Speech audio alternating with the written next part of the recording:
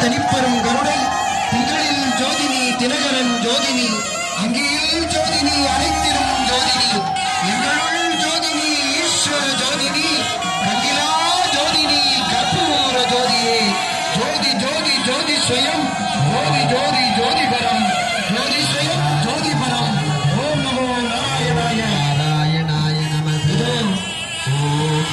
கருவறை மூலவராக விளங்குகின்ற விமானத்திற்கு விமானத்திலே அமைக்கப்பட்டுள்ள கோபுர கலசங்களுக்கு கற்பூர தீபாராதனை ஏற்றுகின்ற காட்சியை பார்த்துக் கொண்டிருக்கின்றோம்.